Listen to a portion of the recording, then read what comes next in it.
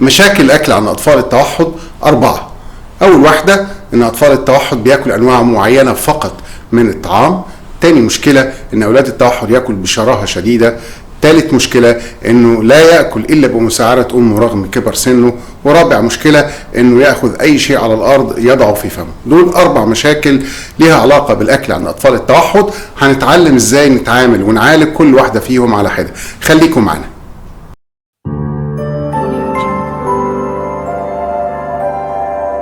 اهلا وسهلا بيكم في حلقه جديده من كلامي اونلاين.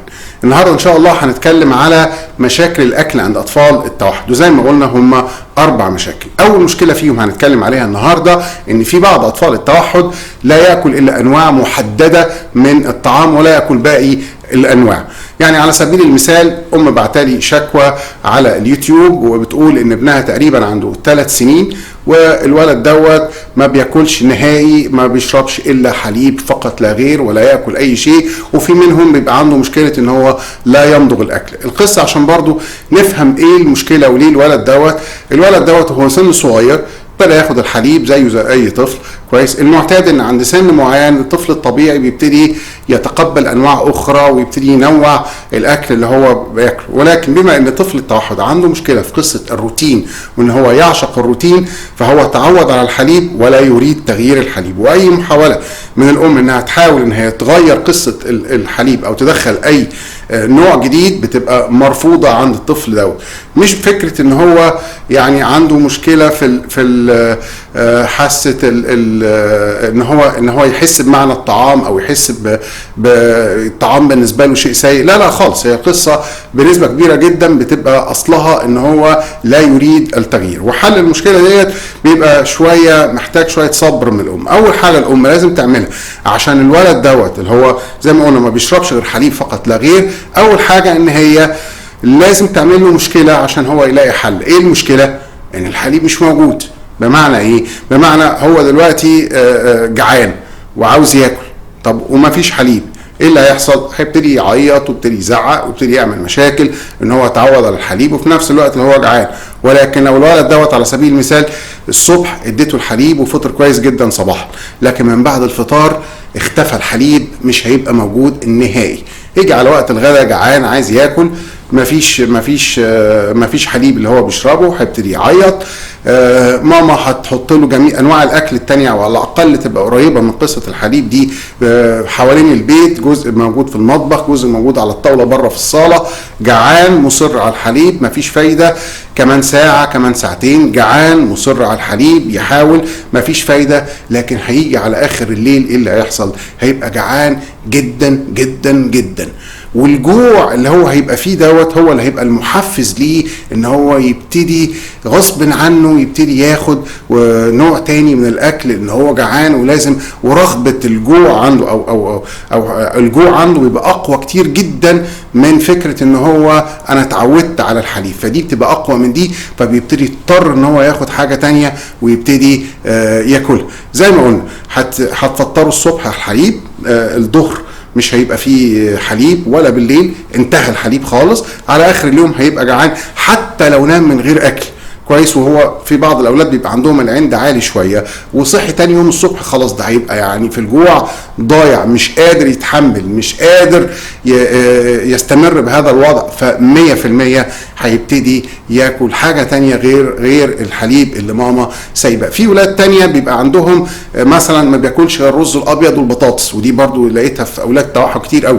نفس الفكره، الحاجه اللي هو بيحبها وحطها عاده اليه هنبتدي نلغيها تماما ونشيلها من حياته خالص، فهو تحت وطأة الجوع هيبتدي غصب عنه يبتدي ياخد ويجرب انواع تانية من الاكل، واللي هو الاختفاء الاشياء اللي بيحبها. صدقيني لو انت من الصبح شلتيها كويس على اليوم بالليل هتلاقيه الجوع هو اللي هيفرض عليه ان هو يبتدي ياخد انواع تانية. وعلى اقصى تقدير حتى لو نام من غير اكل وصحي الصبح، صدقيني الجوع هيفترسه تماما وهيخليه غصب عنه هيبتدي ياكل اي نوع تاني. نفس القصه في اولاد مثلا، يعني في ولد كنت بتابعه ما كانش بياكل غير ناجتس فقط لا غير، يمكن هم يكونوا سامعيني دلوقتي، ناجتس فقط لا غير. كويس. فشيلنا الناجتس خالص من حياته، ما فيش حاجه اسمها ناجتس على الاطلاق. لقى نفسه جعان، في الاخر ابتدى يجرب انواع تانية من الاكل، وبكده يبقى احنا حلينا اول مشكله من مشاكل التوحد، وهي انه ما بياكلش غير انواع قليله من الطعام. النوع الثاني من المشاكل العكس، اللي هو ايه؟ في اولاد توحد بيبقى عندها شراهه شديده في الطعام، بياكل اي حاجه طول النهار داخل المطبخ، بيفتح الدواليب بياكل ده وبياكل ده وبياكل ده وبياكل بكميات كبيره جدا. الولاد دول يعني لو ابنك فيه القصه دي، اعتقد ان ده هيبقى مفتاح مهم جدا لتحسنه. ازاي؟ هقول لكم ازاي. طيب الولد ده بيحب الاكل جامد وبيعشق الاكل، وطول النهار عمال يدور على اي حاجه يبتدي ياكلها، كويس؟ طيب ايه رايك لو انت كأم ابتديتي تستخدمي ده ان ابنك يبتدي يتحسن؟ يعني ايه الكلام ده؟ هحكي لكم قصه ظريفه قوي، كويس؟ كان عندي ولد من سوداني من السودان، وكانوا عايشين في انجلترا، وكنت بتابعهم على السكايب. الولد دوت كان عنده تقريبا حوالي 10 سنين، وما كانش بيتكلم الا اغاني وارقام، لكن الكلام العادي ما فيش خالص، كويس؟ طيب لما قلت الام مجرد ان احنا هنبتدي نستخدم حبه للاكل في المساومه، بمعنى ايه؟ بمعنى ان هو ملوش عندي غير الفطار، والفطار الاساسي، ملوش عندي غير الغداء والغداء الاساسي، وملوش عندي غير العشاء والعشاء الاساسي، لكن الحاجات الزياده لا، شيبسي، بسكوت، عصير، شوكولاته، كيك، كل الكلام ده هيتشال من حياته وهيختفي تماما.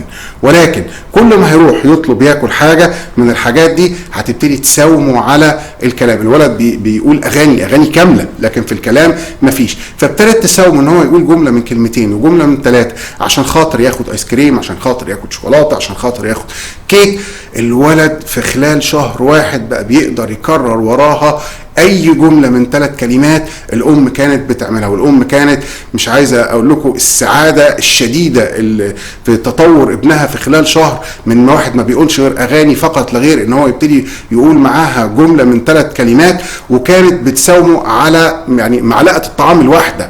الايس كريم كانت بتساومه على اللي هي القطعه الصغيره الواحده، مش واحده ايس كريم، قطعه، وكانت كل حاجه من الحاجات اللي بيحبها عشان ياخدها هياخد قطعه صغيره، في المقابل كان يديها جمله من 3 كلمات من خلال صوره. كانت تجيب الموبايل تحط عليه مجموعه صور، كل معلقه ياخدها قدامها صوره، هتقول الجمله دي هتاخد، مش هتقول مفيش. والولد في خلال شهر تحسن تمام. فلو ابنك فعلا عنده شراهه شديده للاكل، انت ممكن تستخدميها بصوره ممتازه، هتساعد ابنك على تحسن الكلام بتاعه، مش الكلام بس، اي حاجه هينفذها لك. هو عنده شراهه وحب شديد للاكل. طب لو انت ساومت الكلام دوت ان انا عايزك تنفذ اوامر، عايزك تقعد، عايزك تتكلم، عايزك تبتدي تجاوب على الاسئله، لا، ده انت ابنك هيتحسن بسرعه شديده جدا باستخدامك المساومه على الاكل اللي هو بيحبه. طيب المشكله رقم 3 في الاكل، دي مش بتحصل كتير ولكن موجودة، ان طفل التوحد بيوصل لسن 4 سنين و5 سنين و6 سنين ومعتمد على ماما هي اللي بتأكله، ما بيرضاش ياكل الا اذا ماما هي اللي مسكت المعلقة وتبتدي تأكله. برضو نفس المشكلة. دايما بص، لو انت دورت ان اغلب مشاكل التوحد دي، تعالى دور على الاصل بتاعها والسبب بتاعها، هتلاقي القصة بتبقى قصة روتين. هو اتعود على حاجة كويس ومش عاوز يغيرها، هو اتعود من سن صغير ان ماما بتأكله كويس، فكبر على هذا الوضع ومش عاوز يغيره. تيجي ماما تسيبه عشان ياكل لوحده، هتلاقي الولد رفض ياكل، لا انا معلش انا اسف جدا ما باكلش الا اذا ماما هي اللي اكلتني. بنفس المنطق وبنفس الاسلوب هنبتدي نتعامل مع هذه المشكله. ايه القصه؟ هجيب الاكل احطه على الطاوله، جه وقت الاكل هديهوله، اتفضل كل واحده كويس، هيرفض ويبتدي يبكي ويبتدي يعيط، انا اتعودت على نظام مش عايز اغيره، وبالتالي هيسيب الاكل ومش هيرضى ياكل. اوكي خلاص، انت مش عايز تاكل براحتك، الاكل موجود على الطاوله او الترابيزه، انت حر، عايز تاكل اهلا وسهلا، مش عايز تاكل براحتك كويس. عدى الفطار ما رضاش ياكل، عدى الغداء ما رضاش ياكل، جه وقت العشاء بالليل جعان مش قادر يتحمل يقعد من غير اكل، ايه اللي هيحصل؟ هيمسك المعلقه وهيبتدي ياكل لوحده، لان انت خلقت له مشكله وخليته هو يبتدي يدور على الحل. لكن طالما انت سايب الامور زي ما هو عاوز وما خلقتلوش مشكله، فهو مش هيدور على الحل ويكتفي بالوضع الراهن ومش هيحب تغييره. فالولد على اخر اليوم ابتدى يتكلم، صدقوني في خلال 3-4 ايام الولد بقى بيمسك المعلقه لوحده وبياكل لوحده بدون اي مشكله على الاطلاق. رابع مشكله ودي اصعبهم ودي شويه بتحتاج شويه مجهود، ان في بعض اولاد التوحد بالذات في اللي هو السن من تقريبا من 3 سنين لغايه 5 سنين، اي حاجه يشوفها يمسكها يحطها في بقه، حتى لو كانت حاجه سيئه او حاجه غير مرغوب فيها او حاجه حتى مقززه، يمسكها يبتدي يحطها في بقه ويتذوق كل حاجه حواليه. احنا بنعتبر الحركه دي من الحركات السيئه جدا، حركات السلوك السيئه اللي يجب ان احنا نبتدي نتخلص منها. وبمنتهى البساطه كويس، هو بيحب يعمل الحركه دي كويس، واذا سبته يعملها هيستمر ان هو يعملها، لكن انت المفروض ما تسيبوش يعمل الحركه دي. فايه القصه؟ هتقرن الحركه السيئه اللي هو عملها انه يحط كل الاشياء في فمه في فمه بنوع من انواع العقاب اللي انت هتبتدي تحطه له. على سبيل المثال، واحد ان هو كل مره هيبتدي يعمل كده هتبتدي تمسك الولد، هتزعق له وهتشخط فيه وهتزعق له جامد جدا وتنهره بشده ايه اللي هو بيعمله دوت، وتدي له نوع من انواع العقاب ان انت هتبتدي تحرمه من حاجه هو بيحبها. لو بيحب الموبايل مفيش موبايل، لو بيحب الخروج لا النهارده هخرج واسيبك وما انتش خارج معايا. المهم مش ممكن يعمل الحركه دي، يمسك اي حاجه يحطها في بقه وتعدي مرور الكرام. كل مره هيعمل الحركه دي واحد بابا هيوبخه بشده وهيحرم حاجه بنحبها. وعشان تنجح في خلال شهر ان انت تتخلص من المشكله دي، كل مره هيعمل الحركه دي يجب ان يكون هناك عواقب، ومش ممكن يعمل الحركه دي من غير ما يكون هناك عواقب. بابا هيزعلي جامد جدا وهيحرمني من حاجه انا بحبها لباقي اليوم. لو قارنت ما بين العقاب والتصرف ده يوم 2 3 اسبوع 2، وهتلاقي على اسبوعين 3 بالكتير هتلاقيه بطل يعمل الحركه دي، لان عرف ان مفيش مره هتعدي الا لما الولد يبتدي يتعاقب وهو شايف ان العقاب ده عقاب بالنسبه له بيضايقه. فبالتالي عشان ما تعملش حاجه بيضايقه هو كمان هيبتدي يبطل يعمل الحركه السيئه ديت، وكده تكون سيطرت على السلوك السيء دوت. بكده نكون خلصنا الاربع انواع بتوع مشاكل الاكل عند اطفال التوحد. اتمنى يا رب انها تكون فادتكم. لو انتوا ليكوا اي تجربه في قصه مشاكل الاكل او حلتوها باسلوب غير اللي احنا قلناه، يا ريت تكتبوا لي تحت في التعليقات، او اللي عنده سؤال في موضوع الاكل برضو يكتب لي في التعليقات تحت. وما ننساش نعمل سبسكرايب للقناه بتاعتنا، واشوفكم في حلقه جديده من كلامي اونلاين.